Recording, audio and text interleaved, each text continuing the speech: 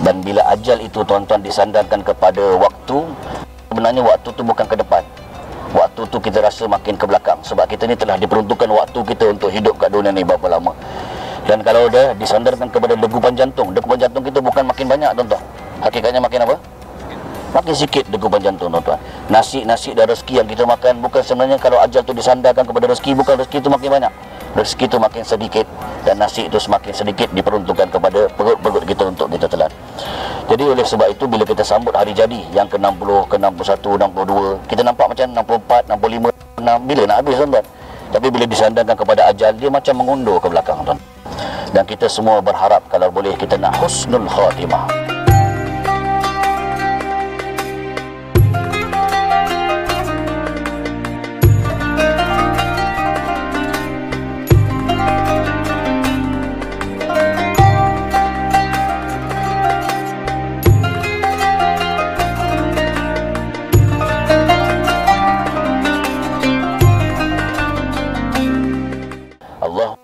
Lana bihusnil khatimah. Cuba ikut. Wala takhtim alaina ya Allah bisu'il khatimah. Iaitu, ya Allah, jika ajal kami telah sampai, jadikanlah ajal yang terakhir bagi kami husnul khatimah, dan janganlah sekali-kali cabut nyawa yang terakhir bagi kami sebagai su'ul khatimah. Itu minta berkali-kali, yang diajar oleh Nabi kita, dia diajar oleh agama kita. Tuan-tuan yang dirahmati Allah Subhanahu Wa Taala, kita nak dapat husnul khatimah ataupun su'ul khatimah, dia ada tips dia tuan-tuan. Siapa nak tahu tipsnya tuan-tuan, angkat tangan sebut ana. Oh tuan-tuan, masya-Allah. Tuan-tuan yang dirahmati Allah Subhanahu Wa Taala, kita nak dapat husnul khatimah ataupun su'ul khatimah ditentukan oleh lifestyle kita. Tu dia tips. Ditentukan oleh apa? Lifestyle tu dalam bahasa Jawanya tuan-tuan, iaitu cara hidup kita di dunia ini, ya. Cara hidup kita tuan-tuan kalau baik, maintain baik sampai ke akhir, insya-Allah husnul khatimah lah. Tapi kalau lifestyle dan cara hidup kita jahat, ending pula jahat juga macam tu, Allahu akbar, na'udzubillah, jadilah kita su'ul khatimah. Tuan-tuan, kita apa yang kita lakukan, kematian husnul khatimah kita ataupun su'ul khatimah ditentukan oleh cara hidup. Dan saya tengok wajah tuan-tuan, saya selalu doakan memang wajah ahli syurga. Aminlah sikit. Allahu akbar. Moga-moga husnul khatimah dan maintain lah. Sebab saya ada seseorang tu berdasarkan apa yang dibuat, dan dia mati berdasarkan apa yang dibuat semasa hidup dia tuan-tuan. Saya terbaca satu paper, teringat, susah nak cerita, nak lupa berita ini. Seorang yang melanggan, minta maaf cerita pelacur lah tuan-tuan, ya, dekat selatan Thailand. Ketika itu dia membiasakan diri dia membuat kerja maksiat dan terkutuk itu tuan-tuan. Ketika mana akhir ajal dia tuan-tuan, dia sedang memujuk rayu, menawar-tawar pelacur itu di dalam keretanya tuan-tuan. Tengah dia menawar-nawar, dan Allah tarik nyawa dia ketika itu tuan-tuan. Masya Allah. Dan ketika itu dia mati dalam keadaan sedang menawar-nawar untuk melakukan maksiat yang besar kepada Allah Subhanahu Wa Taala. Nampak? Tuan-tuan yang dirahmati Allah, saya tak katalah tuan-tuan tai agak ke pelacur ke, tidak, jauh sekali. Tapi kita nak sekali kalau boleh kita adalah husnul khatimah. Tuan-tuan yang dirahmati Allah Subhanahu Wa Taala, bila kita nak husnul khatimah dan tak nak su'ul khatimah, lifestyle kita seperti mana yang saya ajar tadi, perlulah baik tuan-tuan. Jadi kalaulah lifestyle kita tidak baik, kita bimbang Allah tarik nyawa kita dalam keadaan kita tengah gila handphone tuan-tuan. Handphone ni satu bencana yang saya anggap macam barulah, yang kalau ayat Quran ada menyatakan satu benda yang mengetuk minda dan muka kita. Allah SWT berfirman, falamma nasu ma dzukiru bih fatahna alaihim abwaaba kulli syai' hatta idza farihu bima utu akhadnahum baghtatan fa idza hum mublisun. Tuan-tuan faham maksud dia? Tak faham, ya? Aku pun tak faham 30 tahun yang lalu. Sekarang dah faham, dah mengaji tuan-tuan. Maksudnya ketika mana manusia lupa tentang apa yang aku peringatkan kepada mereka. Allah suruh perintahkan, dia tak buat. Allah suruh tinggalkan, dia buat pula. Dia lupa segala perintah Allah, perintah Rasul. Fatahna alaihim abwaaba kulli syai'. Kami buka kepada mereka pintu segala-galanya. Apakah pintu segala-galanya tuan-tuan? Inilah tuan-tuan, pintu segala-galanya.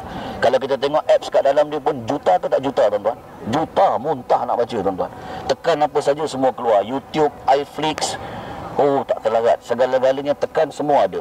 Rupanya bila kita dekat dan bertuhankan handphone asyik 24 jam je tuan-tuan, itu tanda Allah tak berapa minat dan tak berapa suka pada kita tuan-tuan. Bimbang. Ketika tu bila Allah buka, falam hatta idza farihu bima utu, ketika mana mereka gembira dengan apa yang dibukakan kepada mereka. Wow, wow, wow. Akhadnahum baghtatan fa idza hum mublisun. Tiba-tiba Allah tarik nyawa dia secara tiba-tiba. Dan ketika tu barulah mereka rasa panik. Tuan-tuan, kita bimbang kalau hidup kita tuan-tuan lebih pegang handphone daripada Quran. Kadang-kadang pula pegang handphone tu pula benda-benda yang lara, benda-benda yang tidak baik, benda-benda membawang dan seumpama dengannya, kekal pula dalam keadaan tersebut. Na'udzubillah, su'ul khatimah.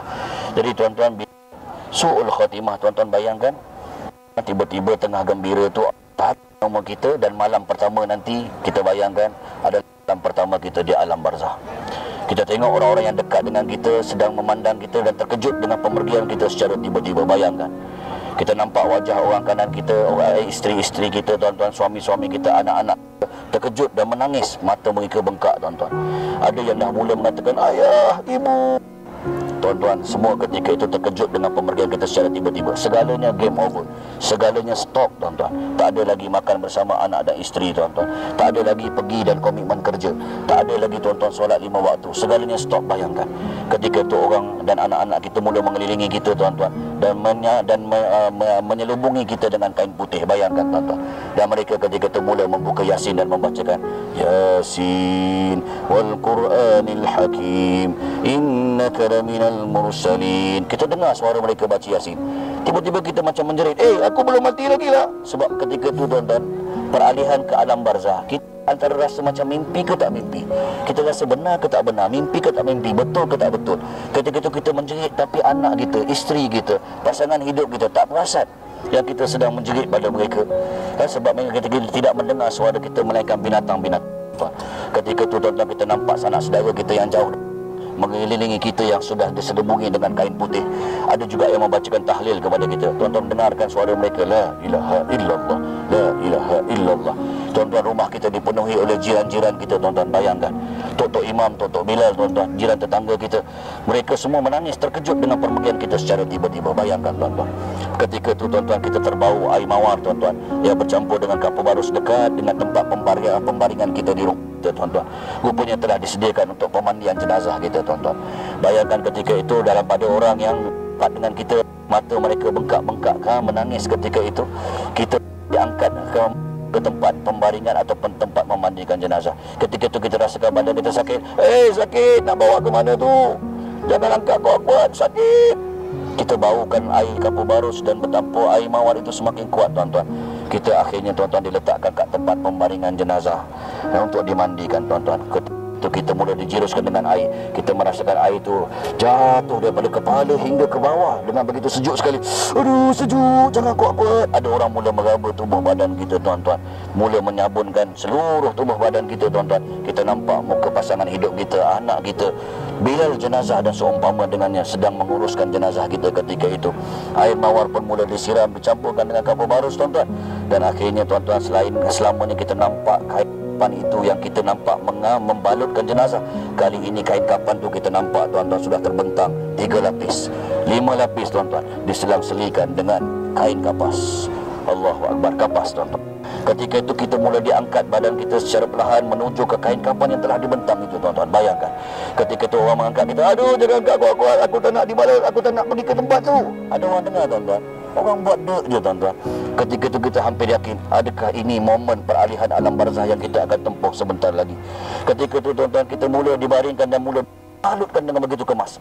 Tangan kita tuan-tuan bayangkan dikiamkan tuan-tuan, mula dibalut 1 lapis tuan-tuan, kemudian 2 lapis dengan begitu kemas atas ke bawah, 3 lapis dengan begitu kemas, sehingga kita merasakan kulit-kulit kita bersentuh dengan kain kapan itu yang selama membaluti jenazah, tetapi kali ini betul membaluti kita. Dan kita kata, jangan balut aku, tak nak mati, aku tak sempat taubat.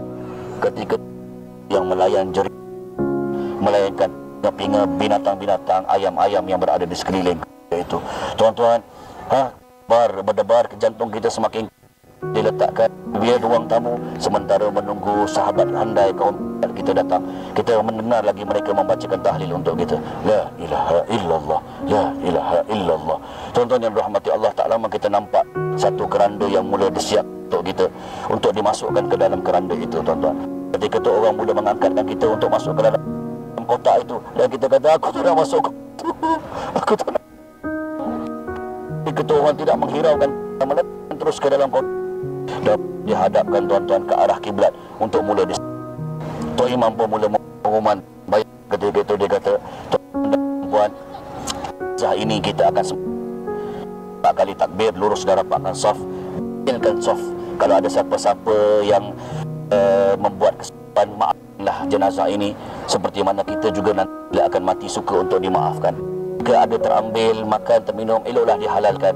Dan jika tidak mampu menghalalkan, ada hutang piutang, silalah merujuk kepada warisnya yang terdekat. Tuan-tuan, ampunkanlah dosa jenazah ini, moga-moga daripada awal hingga ke akhir dipermudahkan oleh Allah Subhanahu Wa Taala. Kita dengar sebiji-biji, tuan-tuan, Tok Imam menyebut tentang kita ketika itu. Tuan-tuan, ketika mana di dalam duduk dapatkan solat jenazah rahimakumullah, tuan-tuan, kita dengar angkat takbir Tok Imam, Allahu Akbar, Allahu Akbar, Allahu Akbar, Allahu Akbar, Allahu Akbar, Allahu Akbar, Allahu Akbar, Allahu Akbar. Assalamualaikum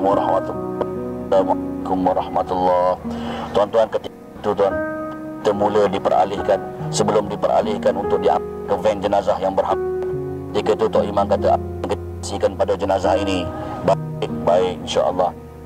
Dan pada jenazah ini baik-baik insya-Allah. Yang kita doakan pada jenazah ini insya-Allah baik. Ketika itu, tuan-tuan, orang mendoakan baik-baik, dan kita lagi melihat sekeliling kita orang-orang yang rapat dengan kita, isteri kita, pasangan hidup kita, anak-anak kita, mata mereka bengkak, tuan-tuan, terkejut dengan pemergian kita yang baru bertepuk tangan dan bergembira bersama. Tuan-tuan, ketika itu kita lihat keranda tadi bila, tuan-tuan, orang mula baca Al-Fatihah sekali, tuan-tuan. Kemudian tak lama dan masuk beberapa step lagi menuju ke van jenazah, Al-Fatihah, tegakkan Fatihah kepada kita ketika itu. Tuan-tuan, ketiga lagi Al-Fatihah. Ketika itu kita menjerit, aku tak nak masuk dalam jenazah, dalam van itu, aku tak nak pergi. Mak, ayah, Tok Imam, kau dengar tak ni? Tapi semua tidak mendengar dan membuat layanan suara kita, tuan-tuan. Bayangkan saat itu. Ketika itu kita mula dimasuk ke dalam van jenazah, tuan-tuan, dan mendengar jenazah gerak menuju ke tanah perkuburan. Dan tanah perkuburan itu, tuan-tuan, yang selama ini kita nampak, tuan-tuan, kali ini kita menuju kepadanya. Kita terbang, tuan-tuan, bau tanah yang baru dikorek, baru digali dan baru dicangkul, tuan-tuan, dan bau itu semakin kuat meresap ke seluruh tubuh badan kita, tuan-tuan. Bayangkan baunya, tuan-tuan. Itu kita bergerak, tuan-tuan, dalam keadaan anak kita berada dalam van jenazah, orang yang rapat dalam kita jenazah bersekali, dan kita mula sampai perkuburan itu. Tuan-tuan, Allah, orang mula mengangkat dan memasukkan ke dalam, tuan-tuan. Bayangkan ketika kita menjerit lagi, aku tak nak masuk dalam itu, dikit-dikit dah dia bukan mimpi ni, tak lama lagi, tuan-tuan. Ketika itu orang mula memasukkan kita ke dalam liang bor dan liang lahat, disengatkan menghadap ke kiblat, tuan-tuan. Mula diletakkan sedikit, mula dikambus, tuan-tuan. Ketika itu kita rasakan, tuan-tuan, kulit kita, segala kain kapan kita mula bertindih dengan tanah, makin mampat, makin padat, makin gelap. Ketika itu mungkin makin ditambus, Tok Imam, jangan aku tak nak gelap, takut. Tuan-tuan, ketika itu orang tak perlu tambus dan mengambus kita, tuan-tuan, dan kita dengar suara sahaja, tuan-tuan, tinggal di atas kubur. Wahai Fulanah bin Fulanah, tidak dia akan dua orang yang menduduki kamu, yaitu Munkar dan Nakir, dan takut kerana dia juga sepertimu. Jika ditanya kepada Rabbuka, siapa yang kamu adalah, dengan lidah fasih dan tenang, Allah. Jika ditanya ma nabiyuka, siapakah nabi kamu, jawablah Muhammad adalah nabiku. Jika terus ditanya kepada kamu, siapakah pak imam kamu, jawablah imamku adalah Al-Quran, adalah imamku. Dan jika terus ditanya kepada kamu, siapakah ataupun di manakah kiblatmu, jawablah Kaabah adalah kiblatmu. Dan jika ditanya siapakah saudara maramu, jawablah muslimin muslimat, saudara maraku. Dan rahmati Allah, kita dengar talqin Tok Imam itu dengan jelas.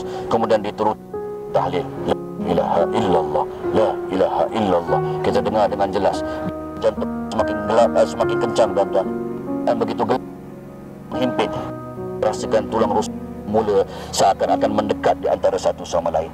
Ketika itu mula kita dipukul dan dipalu oleh malaikat itu tanpa ihsan, tuan-tuan. Aduh, terhasta ke bawah, tuan-tuan. Ketika itu tuan dan turut membelit yang namanya Syuja'ul Aqra. Tanpa sempat bernafas panjang, tuan-tuan, terus ditanya soal gitu dah. Nabi Yuka, macam mana kita nak menjawab Muhammad adalah Nabi, sedangkan lawat 1000 sehari pun dan sunnah Nabi pun, tuan-tuan, yang begitu bahagia tidak lakukan. Bagaimana kita nak menjawab Muhammad Nabi ku, tuan-tuan? Terus ditampar dan dipukul tanpa ihsan ke depan. Aduh, keluar air mata darah, tuan-tuan. Menjerit, tuan-tuan, seluruh, tuan-tuan. Suara kita, tuan-tuan, air mata darah yang keluar, tak ada orang yang mendengar ketika itu. Terus diasak dengan soalan yang bertalu-talu dengan belitan ula ketika itu, tuan-tuan. Ditanya pula, ma imamuka, siapakah imam kamu? Tuan-tuan, macam mana kita nak menjawab Quran adalah imamku, tuan-tuan, sedangkan Quran pun kita jauh, tuan-tuan, nak baca pun masih tergagap lagi, tuan-tuan. Bagaimana Quran sanggup membela kita pada hari kiamat ataupun pada hari barzah nanti, tuan-tuan. Tuan-tuan, dipukul lagi, tuan-tuan, mula dibukakan gambaran tempat duduk kita di neraka sana, tuan-tuan. Dilanggar satu hari bagai 1000 tahun lamanya. Neraka mula dibuka, tuan-tuan, untuk tempat tinggal kita yang seterusnya, tuan-tuan. Diasak dengan soalan lagi, tuan-tuan, siapakah saudara mara kamu? Macam mana kita nak jawab muslimin muslimat saudara maraku, tuan-tuan? Kita dengan orang sekeliling pun kadang-kadang tak nak bagi salam, dengan jiran tetangga, rakan sekerja pun masih tikam belakang, mengumpat, tuan-tuan, membawa. Bagaimana kita nak menjawab muslimin muslimat, mukminin mukminat adalah saudara maraku, tuan-tuan? Terus diseksa, tuan-tuan, dibakar sehingga tulang rusuk bercerana. Ketika itu kita kata, la'alli a'malu salihan fima tarak. Ya Allah, moga-moga aku boleh kembali ke dunia. Qala rabbi irji'un, kembalikan aku ke dunia, ya Allah, walau sekejap, supaya aku boleh beramal soleh dengan benda yang aku tinggalkan. Tuan-tuan, ketika itu barulah kita rasa, ya Allah, kenapa aku tak tahajud malam hari itu kat Madinah, ya Allah. Berharganya sedekah 1 sen, ya Allah. Kenapalah aku buat jahat pada mak aku yang masih hidup, aku tak berbakti kepada dia. Kenapa aku tak didik anak-anak aku menjadi anak yang soleh, yang boleh mendoakan dan mentahlilkan aku sekarang?